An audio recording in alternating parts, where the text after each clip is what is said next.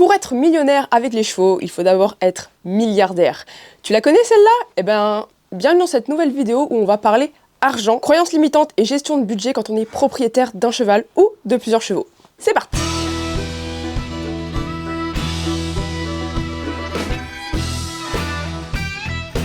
Hey tout le monde, c'est Cess de Galataram.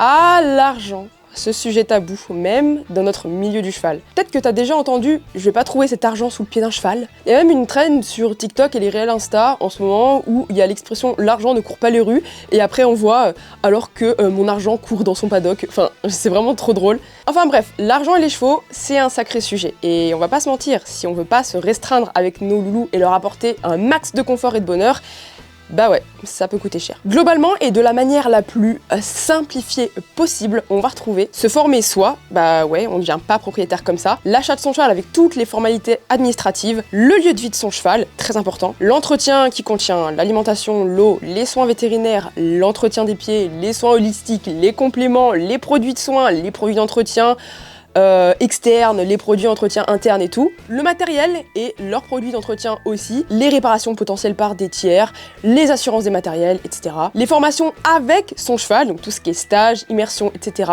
Les activités et les concours si vous en faites, le travail effectué par un tiers pour ton cheval, comme pour un entraîneur ou un comportementaliste équin par exemple, et le temps que tu passes avec ton cheval, ça aussi, ça a un coût. Voilà globalement à quoi il faut penser. Idéalement avant de se lancer, mais bon, je crois qu'on fait tous la connerie, plus ou moins, donc c'est pas grave du tout.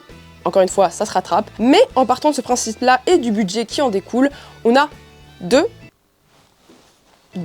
questions à se poser. Soit on dépense moins dans nos autres domaines de vie, mais vous commencez à me connaître, plus on est bien heureux et épanoui dans sa vie, et ben moins on aura de problèmes avec nos chevaux. Donc si on commence à se restreindre, bon, je ne dis pas que de temps en temps ça ne fait pas de mal, mais si on commence à rayer des rêves sur notre liste, et ben c'est sûr qu'on va être beaucoup moins bien et beaucoup moins disponible mentalement pour notre cheval. Parce que spoiler alerte, être heureux et épanoui, oui, ça coûte de l'argent, soyons honnêtes, et il y a vraiment aucun mal à ça d'ailleurs. Donc ce premier exemple, c'est pas forcément ce que je te conseille, sauf si par exemple tu fais trop d'achats compulsifs, ça te prend vraiment la tête et tu veux progresser à ce niveau-là.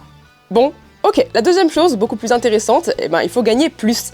Et c'est possible, je le répète, oui, c'est possible. Et à partir de là, tu as encore deux choix. Soit tu génères plus de revenus pour subvenir aux besoins de la relation avec ton cheval ou tes chevaux, soit tu génères de l'argent avec les chevaux. Ah oui, pardon, t'as sûrement dit que c'était trop compliqué de gagner l'argent avec les chevaux, qu'il y avait trop de charges, pas assez de temps, et blablabla, et blablabla, et blablabla. Mais il y a une chose dont il faut être sûr. Si c'est quelque chose qui t'appelle fort depuis longtemps, ou alors comme moi depuis toujours, bah, il va falloir y aller. Et si tu veux garder le cheval en tant que passion, mais qu'on t'a dit que tu ne pouvais pas gagner plus que ton salaire actuel, ou je ne sais quelle connerie, voilà, encore une excuse, eh bien, dans les deux cas, tu sais ce qui fout la merde exactement? Si t'as la réponse, mets-la en commentaire. Si t'as l'habitude de regarder les Cougar Coach, je pense que tu as la réponse. J'attends deux petites secondes. Allez, je te donne la réponse tout de suite. Les croyances limitantes. Ah oui, elles sont encore là, elles. Et cette fois-ci, on va plutôt parler des croyances limitantes qui sabotent ta relation à l'argent. L'argent, qu'est-ce que c'est?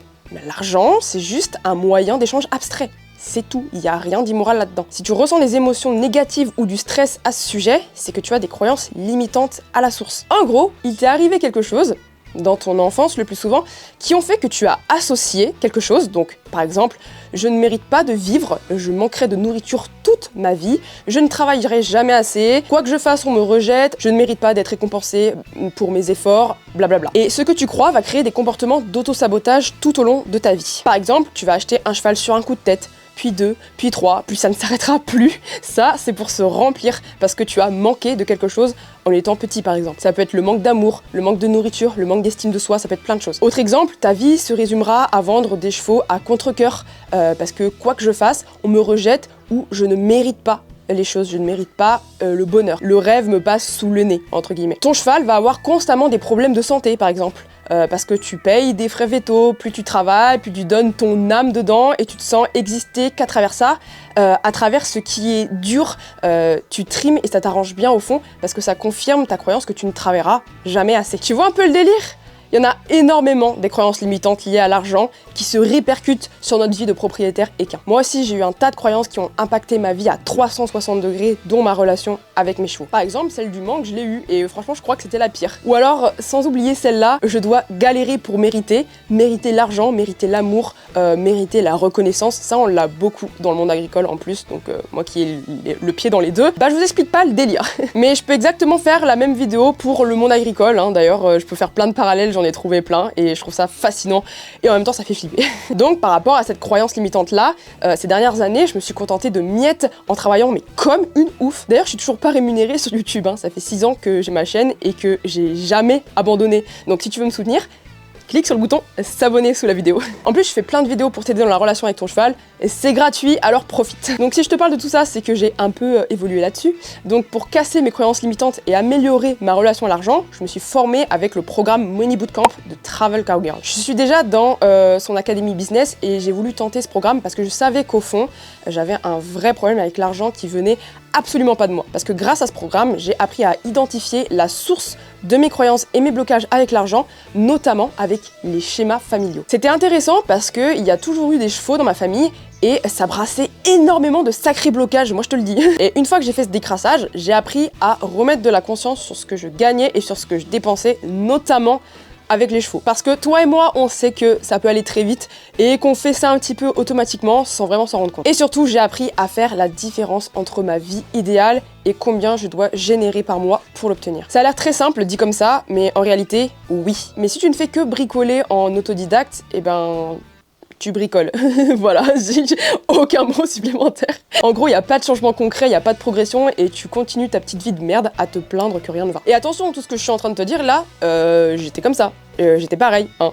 Mais aujourd'hui, j'en suis plus que convaincue. Tu peux être millionnaire en ayant des chevaux en fait. Et peut-être que les changements prendront du temps, mais au moins, t'avances. T'avances en ayant un objectif en tête et à partir de là, tu peux pas te planter. Voilà, vous me connaissez, j'aime bien casser les croyances que la majorité ont.